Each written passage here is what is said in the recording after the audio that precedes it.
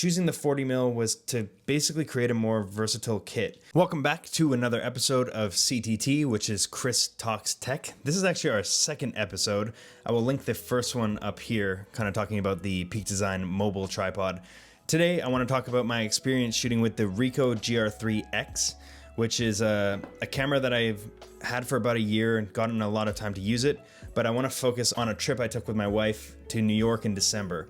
So throughout this video, I'm going to be overlaying a bunch of photos that I took, talking about my experiences shooting with this camera, and just overall breaking it down with the GR3X. The Ricoh GR3X is an APS-C 24 megapixel camera, CMOS sensor with in-body stabilization and a fixed 40mm equivalent focal length.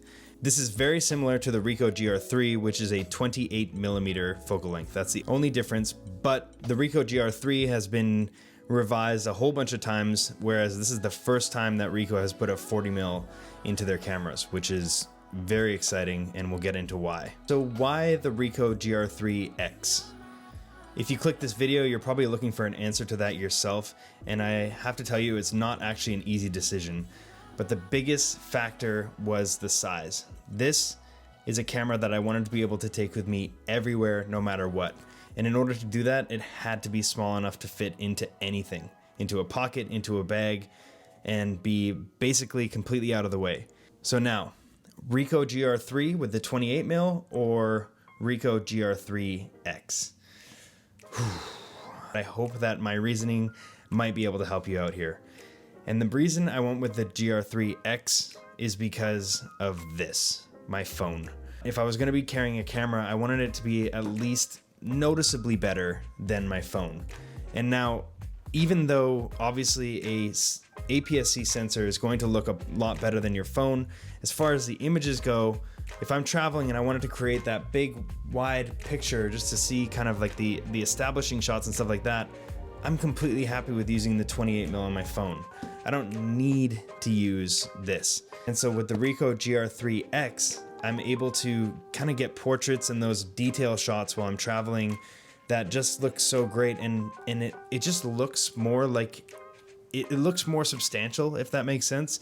And so choosing the 40mm was to basically create a more versatile kit, because now I have an awesome 40mm in my Ricoh and a 28 and an ultra wide on my phone. The shooting experience with the Ricoh is untouchable. This camera is built to perfection, being able to use it and change settings at a whim with one hand. This actually operates just like a pro mirrorless camera, but is also discreet enough to be able to shoot it on the subway, like in these shots here in New York. I would not feel comfortable having my Canon setup trying to take these photos on a subway, especially in right now with just the way the world is. It's just better to not put yourself in situations where you're going to cause any conflict. And with the Ricoh, because it's so small and discreet, people just don't pay attention to it. And when they do, they just assume you're kind of a boring tourist. One of my favorite features is actually being able to turn the back screen off and not have any lights or anything on while you're shooting.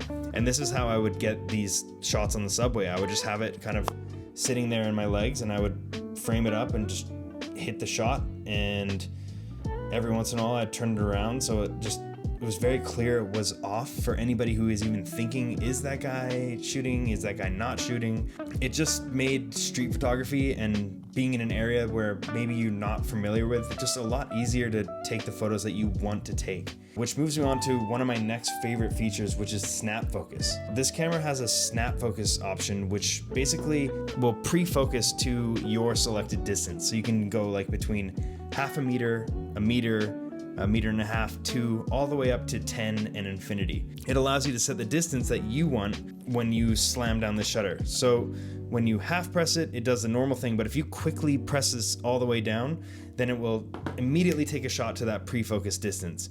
This is great for street photography. When we were in New York, we had so much fun just walking around the city, and I took just so many photos while we were out because everything was just happening right in front of you, and you're just street photography everywhere. And the Ricoh just made it such a joy to be able to walk in, and then once we go into a place to go sit down and eat, it just goes away, it goes on the table, into your pocket. It never gets in the way. Now, if I had my camera with me and I was walking around doing all that, it would just kind of be annoying and you'd be thinking about it. The Ricoh just allows you to the Ricoh just makes the camera disappear. Obviously, if you couldn't tell, I love the Ricoh GR3X, and I hope this video kind of helped shape a little bit of an opinion that you might have towards getting one of these cameras if you're looking for one, or anything in the point and shoot range. I highly recommend the Ricoh GR3X. They are pretty hard to find. They've been pretty short with all the chip shortages and BS that goes on with all that. We'll be doing Chris Talks Tech probably about once a week, so if you enjoyed this, please leave a comment below and let me know, because I really enjoy making this type of video. But yeah, if you're here for the first time, welcome. If you're here for the last time, thank you for watching. And if you want to be here next time, then consider hitting that subscribe button. Anything else to add? All right, I think we're done.